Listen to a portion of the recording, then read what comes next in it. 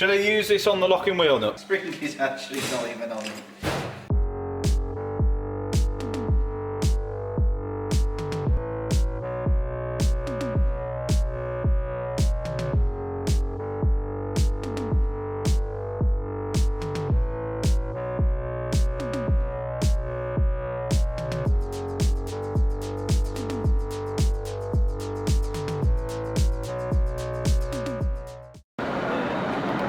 Hi guys, so in my last video you may remember me saying the words, this car is going to go into daily use now, but that Ford Focus unfortunately has a slipping clutch and I don't feel like avoiding every hill that is in the local area to try and get around.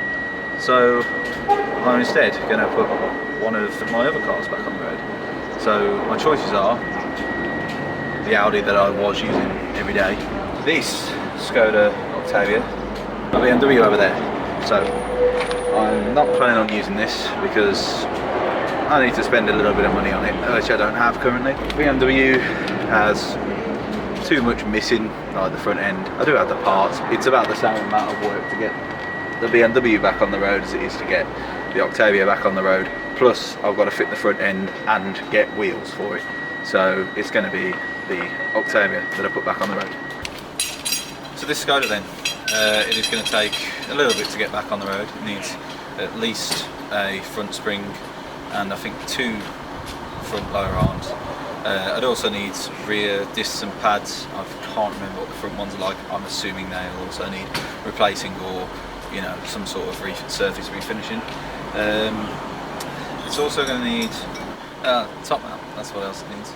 Also going to need a good service and general recommission work to get it back on the road. It shouldn't take me too long. I'm hoping to get it done in the next 3 days. 3 days? Really? 3 days?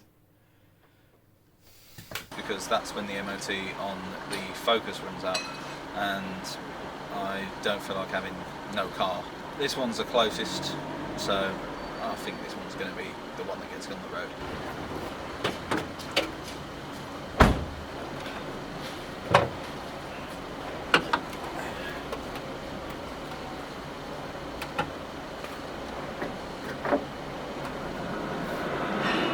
I think all this is really going to need to actually get it running should be a battery, because it wasn't actually started that long ago, I don't think.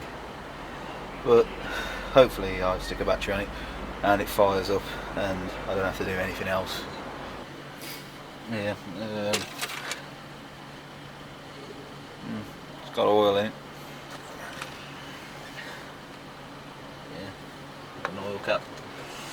Yeah, I mean those are the only 2 things you really need to start with, isn't it? Oil and battery. So yeah, I'm gonna go find a battery and fit it and get this started.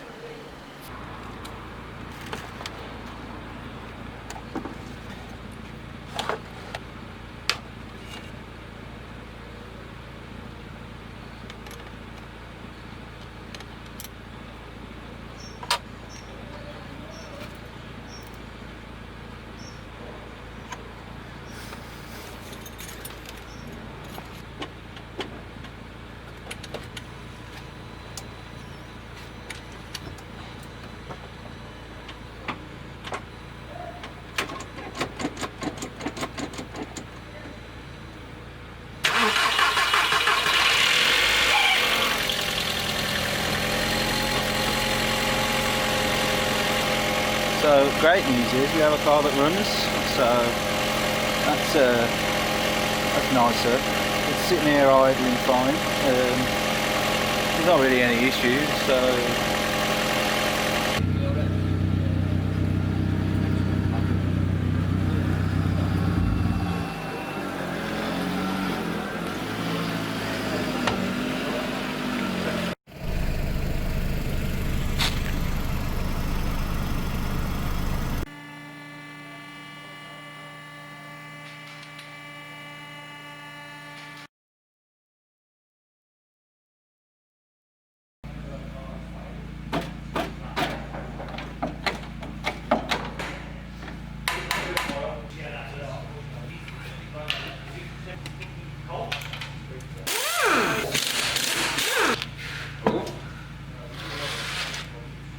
straight off. It's a rare one. Right, so this is the side with the broken spring. You probably won't be able to see that on camera, but I will zoom into it. What we're going to do is take a whole suspension, strut and spring assembly, the whole thing off. Be easier than trying to split apart the strut from the assembly, so the whole thing's going to come off. Right, so underneath is actually reasonably clean. There's no real rust, solid around all the jacking points and everything. I mean, there's surface rust obviously, but there's always surface rust on cars this age, isn't there? So these two lower arms need replacing. I'm gonna go soak everything in WD-40 while it sits overnight.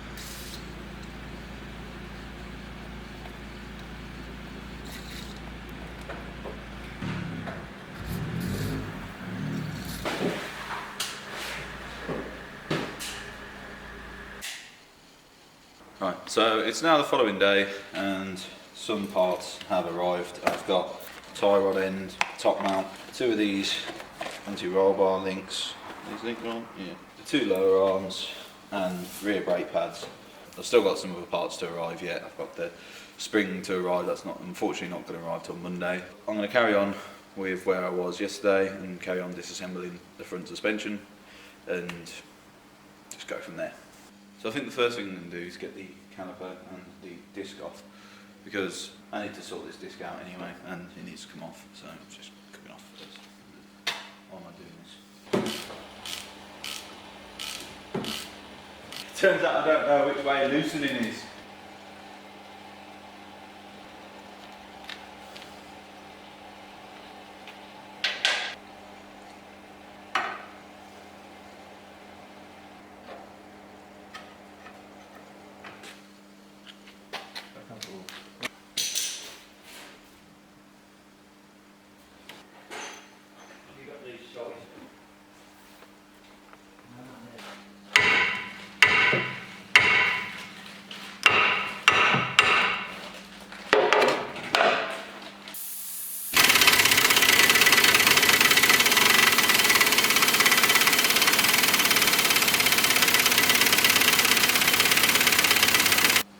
So as you saw, that wasn't going quite well.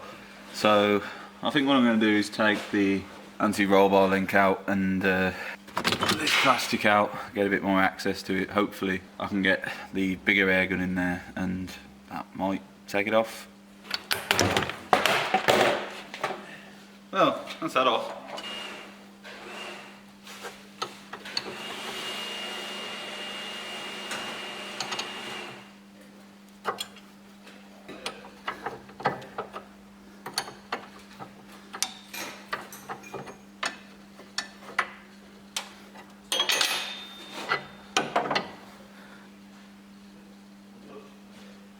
Whoa! Oh, yes! Yay!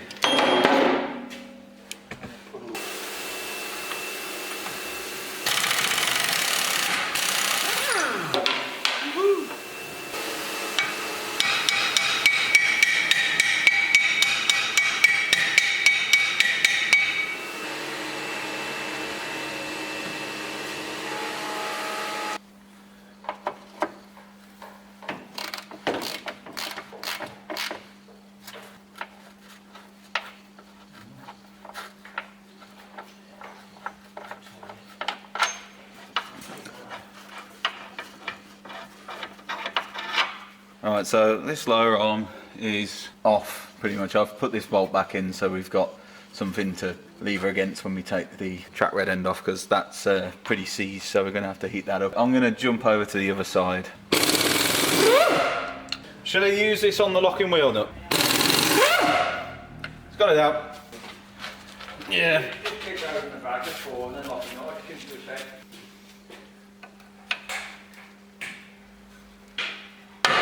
Oh shit. Grinders are for like wimps. Professional. Yeah, exactly. Professionals. That's an even better way of putting it. Grinders for somebody who thinks, oh, you know what I'm thinking about what I'm doing. Whereas a sawzall is for somebody who just You're just going for it, just.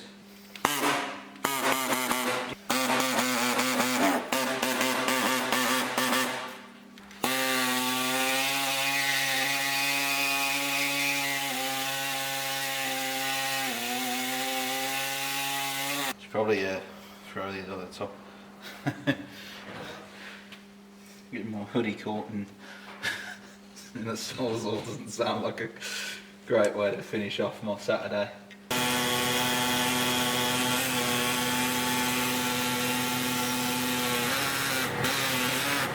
Yes! Oh, damn it.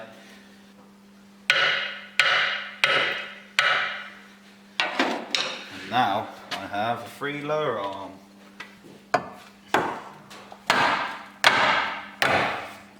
It's moving.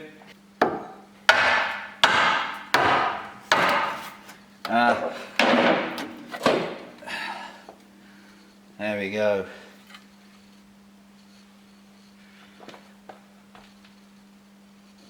So that's a lower arm off. I want to get this off. Get this. You alright? Yeah. Okay. I thought you fell over.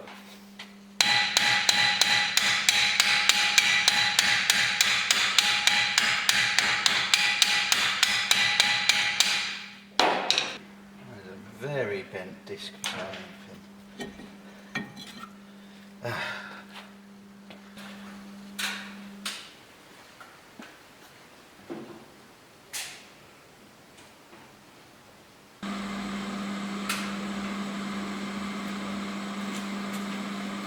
It's now day 3 of me working on this Skoda. Today I've got lower arms to fit.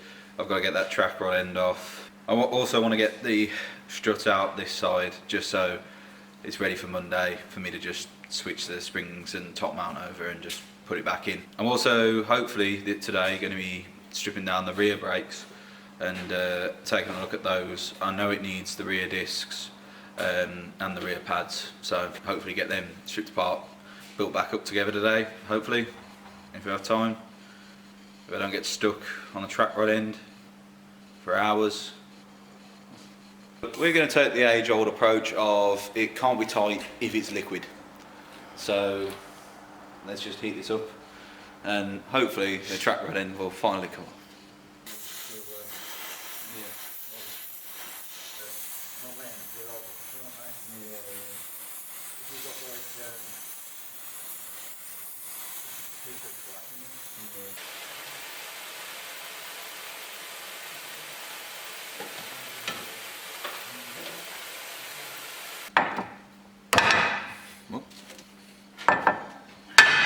Ja, ja, was? Yeah.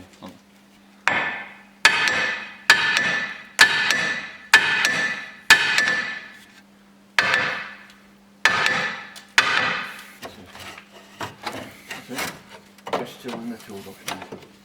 Yep. Hammer and a lever. There we go. Spring is actually the spring is actually not even on. There's no force, is there? Nope. Yeah, that's gone, hasn't it? Yeah. I would have tested it anyway, but it's shot. Yeah. We'll just get a pair of shocks. So, after some thought, decided that I'm going to replace both front shocks and both front springs because they're probably in the same condition. If this shock's this bad, the other shock's probably going to be the same. And while we're there, we're replacing this spring anyway, and may as well replace that one. So, what I'm going to do is try and free the strut from the hub.